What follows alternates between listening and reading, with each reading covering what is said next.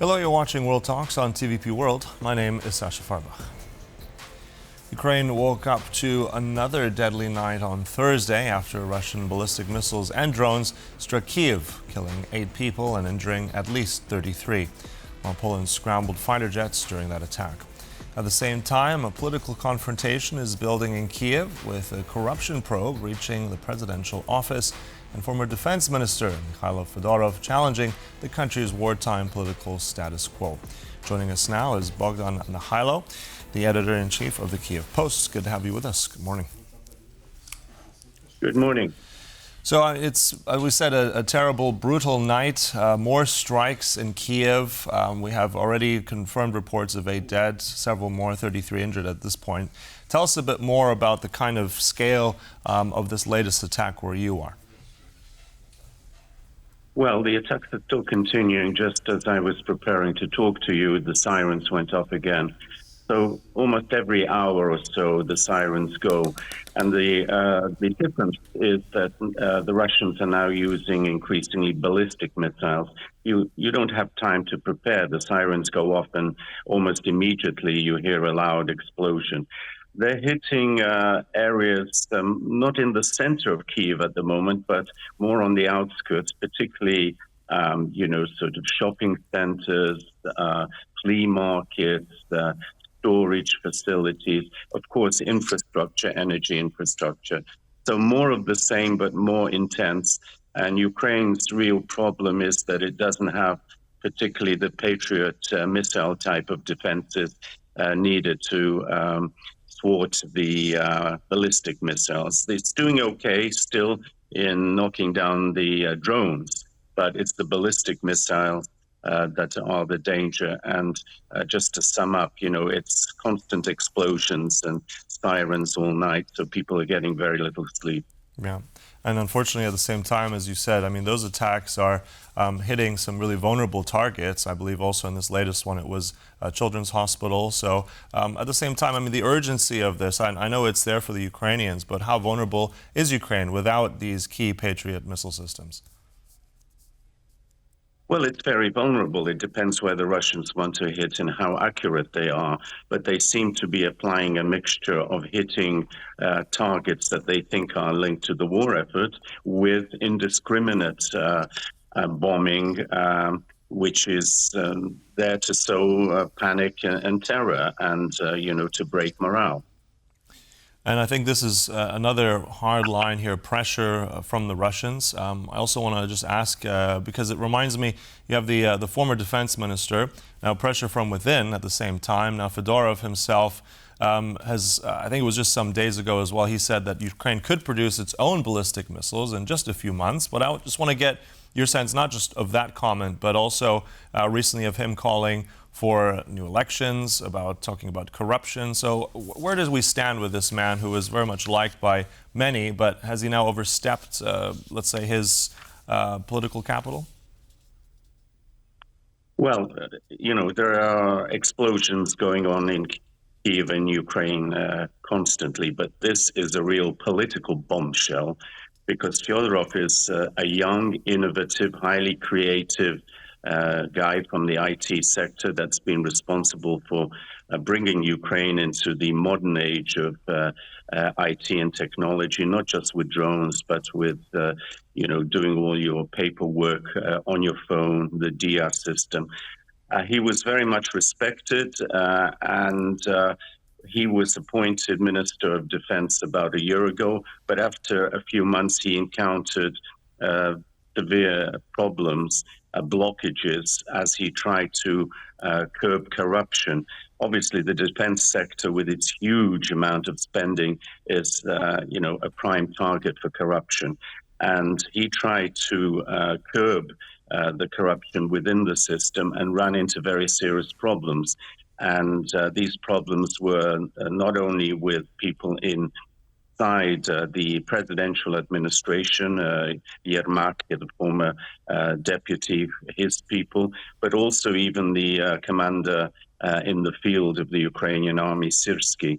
So eventually, Zelenskyy unfortunately decided to go with the the powers that be, not only militarily, but those controlling finances, the flow of finances, and sacked, removed Fyodorov. Obviously, the young people were outraged, came out onto the streets. There have been massive demonstrations here, thousands of young people coming out and calling for his reinstatement, but also calling for dialogue with the people, for transparency, for accountability, and an end to the corruption within the inner circle surrounding Zelenskyy himself. Yermak's leftovers, such as Umerov, the now suddenly promoted to another position, head of foreign and external intelligence. Now, Fyodorov has remained fairly tacit despite the protests. He didn't assume a commanding role and, throw his political hat into the ring. He remained very quiet. But on the eve of the vote in Parliament yesterday, which overwhelmingly endorsed Zelensky's decision to appoint a new defense minister, incidentally in violation of the constitution, because the defense minister is supposed to be a civilian, and Mara, the new defense minister, is a highly respected general, but of course doesn't fit into the constitutional requirements. And on the eve of that vote, and I emphasize that over 300 voted for Khmara and not for the reinstatement of Fyodorov, which means that, once again, Zelenskyy has acted almost like an absolute monarch. He has forced even the opposition, people from Poroshenko's party, from Tymoshenko's party, his opponents, into accepting a very unpopular decision out on the streets.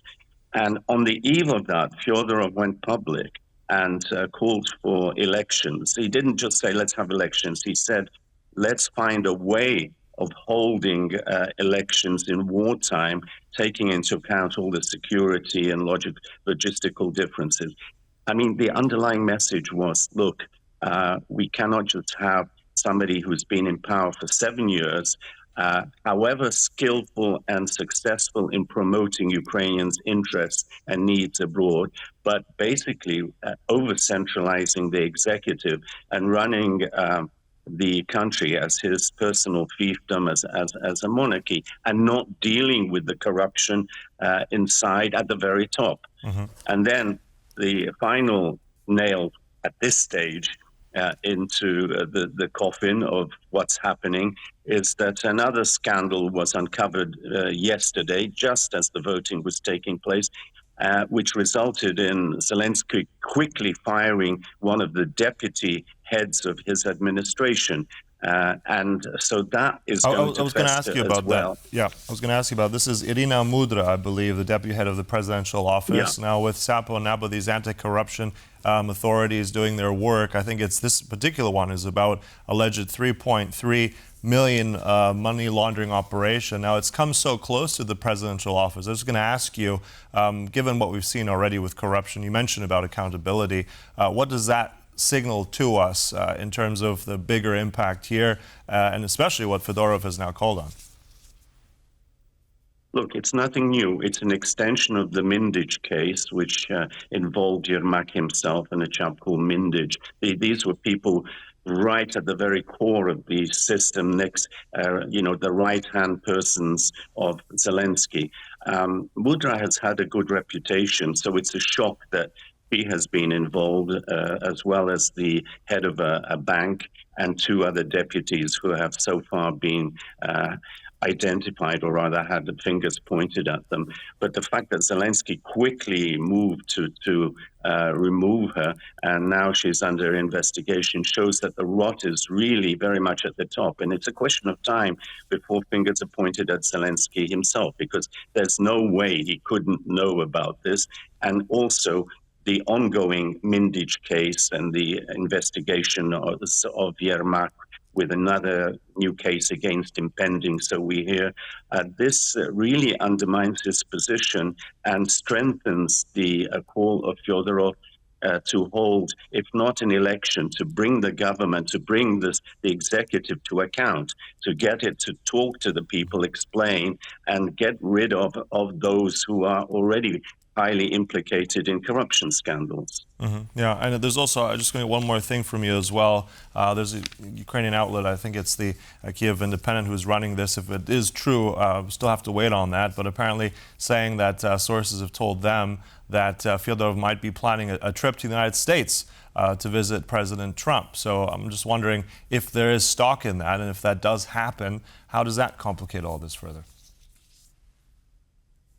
I don't know. Look, Kyiv Independent is linked through its editor to, shall we say, sources that are going for the president, and there may be truth to it, there may be not. I can't say at this stage because we don't have enough evidence.